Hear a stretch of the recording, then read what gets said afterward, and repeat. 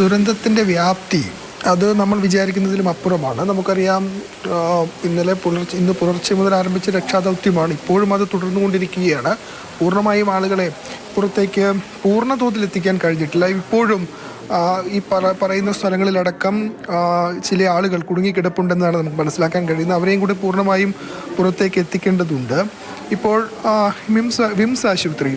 വിംസ് ആശുപത്രി ചിലരെ അഡ്മിറ്റ് ചെയ്തിട്ടുണ്ട്. പരിക്കേറ്റവും മറ്റുമായ ആളുകളെയൊക്കെ തന്നെയാണ് ഇവിടേക്ക് എത്തിച്ചിട്ടുള്ളത്. അത് തീർച്ചയായും വളരെ സങ്കടകരമായ ഒരു കാഴ്ച തന്നെയാണ്. അവരെ സംബന്ധിച്ചിടത്തോളം അവർ ഉറ്റവരെയൊക്കെ തന്നെ നഷ്ടപ്പെട്ട ആളുകളുണ്ട്. ശശി, ഒന്നുകൂടെ പറഞ്ഞാൽ എന്തായിരുന്നു സംഭവിച്ചെന്ന് പറയാൻ?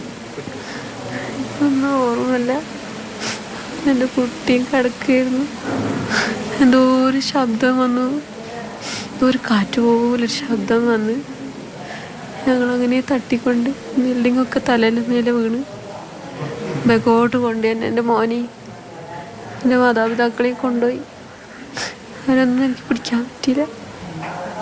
ഞാനൊരു കമ്പി പിടിച്ച് തൂങ്ങി റോട്ടിലേക്ക് ആ ഇരുട്ടത്ത് കയറി വന്ന് പിന്നെ എന്നെ ആരോ വണ്ടിയിൽ ഇങ്ങോട്ട് കൊണ്ടുവന്നു. എൻ്റെ മോനും അപ്പിമ്മയൊക്കെ മരിച്ചിക്കണ്. അവരൊക്കെ മറവ് ചെയ്തിട്ടുണ്ട്. അവരൊക്കെ സേഫാണ്. ഞാൻ ഒറ്റക്കായി. വളരെ സങ്കടകരമായ ഒരു കാര്യമാണ്. ഈ ഉമ്മയുടെ ഒരു മകനും ഒപ്പം തന്നെ ഉപ്പയും ഒക്കെ തന്നെ വീട്ടിലുണ്ടായിരുന്നു. അവരെ 3 പേരെ നഷ്ടപ്പെട്ടു. ഈ ഉമ്മയ്ക്ക് മാത്രം ജീവൻ ലഭിച്ചു എന്ന് പറയാം. അങ്ങനെ ആശുപത്രിയിലെത്തിയ ഒരുപാട് പേരുണ്ട്.